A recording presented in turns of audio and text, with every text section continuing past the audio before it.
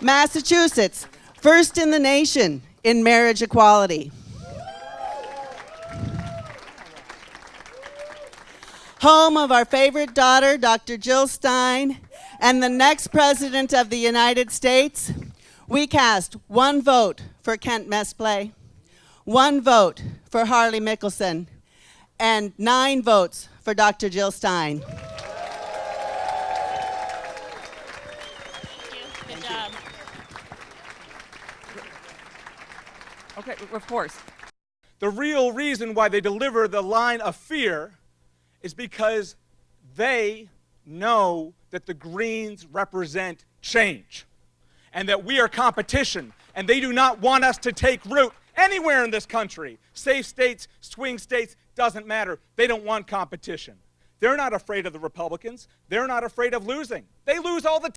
I stand here today as a formerly homeless mother, a single mother of 2 children, Mark and Guillermo Santos. And I proudly accept the Green Party's nomination for Vice President of the United States.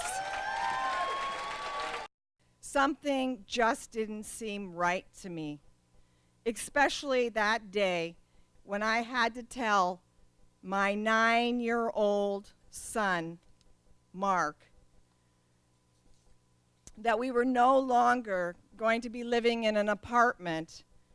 Instead, we would have to move into our car. But on a cold winter night in Minnesota, I lost my home, the car, when I parked my car and a drunk driver hit and totaled it. Unable to find shelter in the dead of the winter in Minnesota, I faced an important decision. Occupy a heated, abandoned house or risk freezing to death on the streets of America. I chose to live, and I chose to keep my son alive. Get up, stand up. Stand up for your right. Get up, stand up. Stand up for your right. Get up, stand up. Stand up for your right.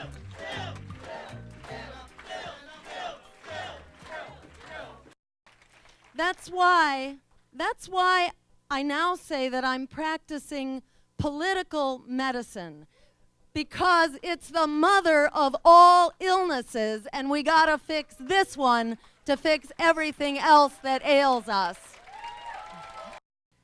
We passed a referendum to provide public financing for political campaigns, and we passed it by a huge 2-to-1 margin. But our state legislature, which was about 85% Democratic, they repealed the law as soon as it was passed on an unrecorded voice vote, so no one could be held accountable for defying the will of the people.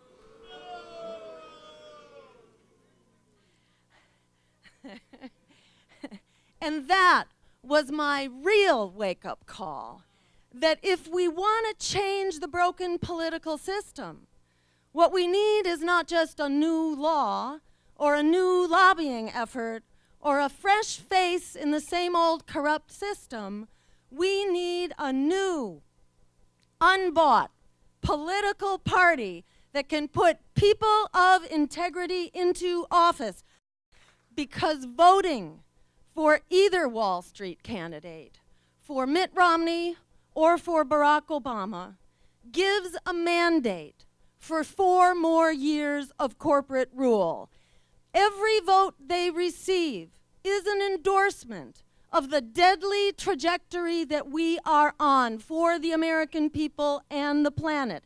It's time to change that plunge into catastrophe, and that change starts with voting for real change. When people ask me why I keep 'keep fighting political battles in a rigged system. The answer is simple. I keep fighting because when it comes to our children, mothers don't give up. In fact, the politics of fear has brought us everything we were afraid of.